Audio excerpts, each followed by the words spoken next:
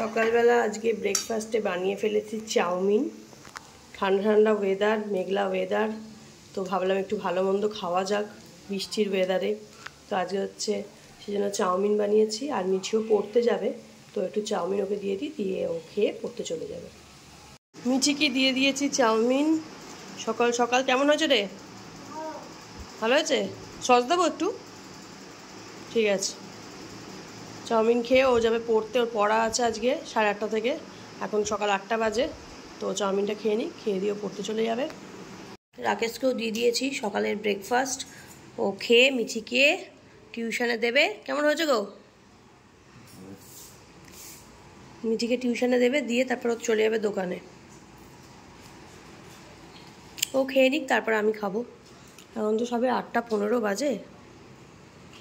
বেরিয়ে গেল টিউশনে, মিঠি আর রাকেশ দুজনেই বেরিয়ে গেছে। মিঠিকে টিউশনে দিয়ে রাকেশ তারপর চলে যাবে দোকানে। আমিও আমার এই যে ব্রেকফাস্ট নিয়ে বসে গেছি। আমি চাউমিনের মধ্যে আবার, দাঁড়াও তোমাদের ব্যাক ক্যামেরায়, চাউমিনের মধ্যে আবার একটু মুড়ি ছড়িয়ে দিয়েছি, তাতে না খুব বেশ ক্রাঞ্চি ক্রাঞ্চি লাগে, আমার খুব ভালো লাগে খেতে।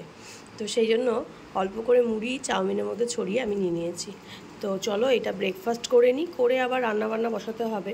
এবারে ভাবছিলাম একটু মায়ের ওখানে যাব, কারণ দেখি যদি ওয়েদার ভালো থাকে তাহলে মিঠিকে টিউশন থেকে নিয়ে মায়ের ওখানে চলে যাব, আর না হলে বাড়িতেই রান্নাবান্না করব কিছু একটা। তো চলো। লাঞ্চে বানিয়েছিলাম ভাত, ডাল, পুঁইশাক কুমড়ো আলু দিয়ে তরকারি, আর ওই যে ডিমের পোচকারি যেটা দেখালাম, আর এখানে চাটনি। ব্যাস এইটুকানি করেছি।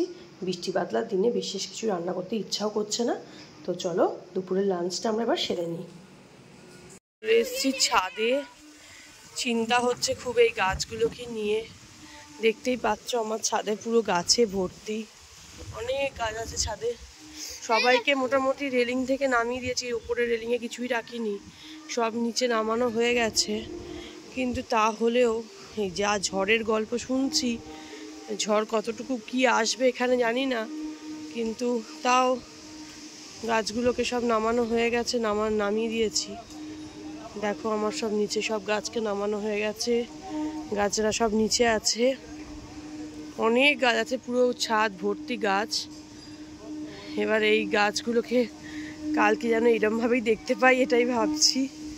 গাছগুলো উল্টে টুলটে গেলে কি হবে কি জানি। হ্যাঁ, ওর তো খুব মজা হচ্ছে, ঝড় আসবে ঝড় আসবে। ঝড় এলে যা হয়, যারা ভোগ করে তারাই শুধুমাত্র বোঝে।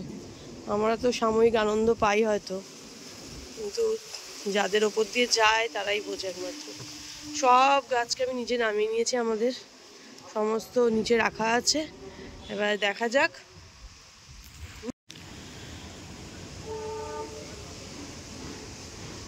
এদিকে ওই সমস্ত অ্যাডিনিয়ামগুলো আছে। কেন এরকম করছো? সব গাছকে এখানে নিচে রাখা হয়ে গেছে।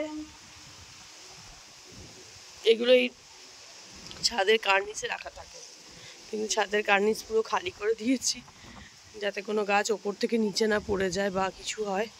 আর মোটামুটি সব কটাকে একসাথে জড়ো করে রেখেছি যাতে পড়ে না যায়। দেখা যাক, কালকে সকালবেলায় উঠে আবার দেখবো যে ছাদের কি অবস্থা আছে, এরকমই আছে কি না।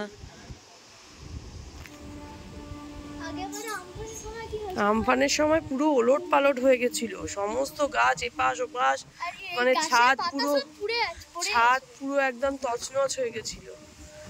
জানি না এটাতে কি হবে। বৃষ্টির মধ্যে সন্ধ্যেবেলা হয়েছে মুড়ি মাখা, আর এটা হচ্ছে কুমড়োর বীজ ভাজা। এটা কে কে খেয়েছো বলো দেখি? কুমড়োর বীজ ভাজা